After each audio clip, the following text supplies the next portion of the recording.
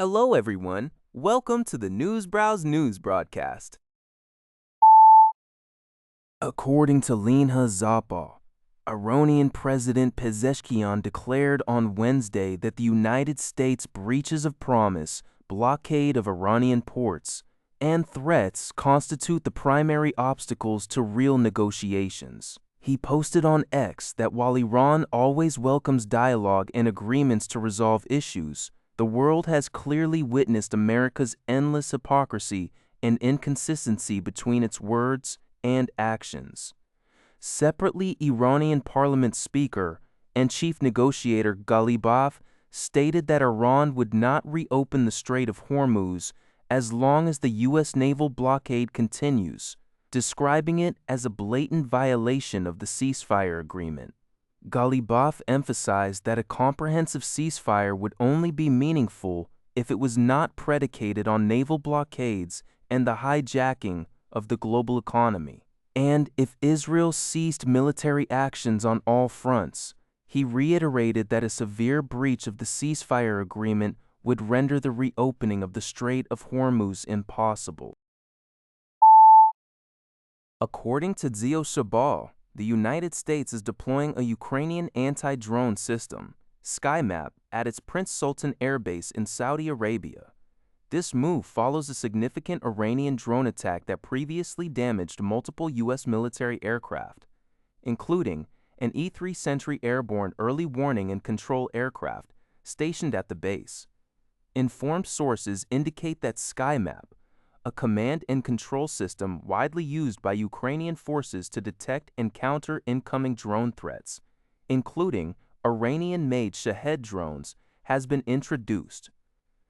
Ukrainian military personnel have reportedly arrived at the Saudi base in recent weeks to train U.S. forces on operating the system.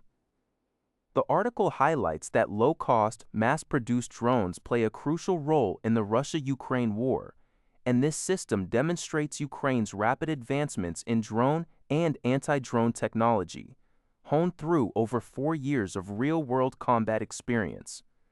The White House, Pentagon, and U.S. Central Command have declined to comment on the development. Al Jazeera reports that Turkish President Recep Tayyip Erdogan has informed NATO Secretary General Mark Rutte that Turkiye is actively working to revive negotiations between Russia and Ukraine and bring together the leaders of the warring sides. Ankara has maintained good relations with both nations since Russia's full-scale invasion of Ukraine in 2022. During his meeting with Rutte in Ankara, Erdogan underscored the importance of transatlantic ties but also stated that European NATO allies should assume greater responsibility for transatlantic security. Separately, Erdogan spoke with German Chancellor Frank-Walter Steinmeier, reiterating Turkey's efforts for a lasting peace through talks in Ukraine. He also expressed concern that the U.S.-Iran war was starting to weaken Europe, and warned of increasing damage if world powers did not intervene with peace-oriented approaches. Meanwhile, Kyiv officially asked Turkey to host a leaders' meeting with Russia, stating Ukraine would consider any location other than Belarus or Russia. Kremlin spokesman Dmitry Peskov indicated that President Putin would be ready to meet only for the purpose of finalizing agreements on the conflict, emphasizing the need for a productive meeting.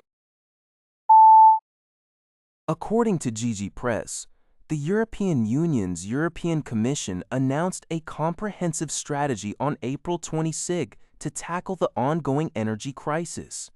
This initiative comes as worsening tensions in the Middle East have led to a sharp increase in fossil fuel prices, resulting in a rapid surge in energy import costs for the EU, totaling an additional 24 billion euros in just 50 days. While immediate supply shortages are not an issue, the rising prices are straining households and reducing the competitiveness of businesses.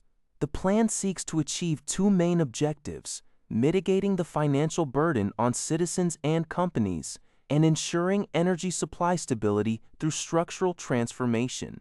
Short-term measures include enhancing coordination of gas and oil reserves among member states and establishing a new organization to monitor fuel supplies.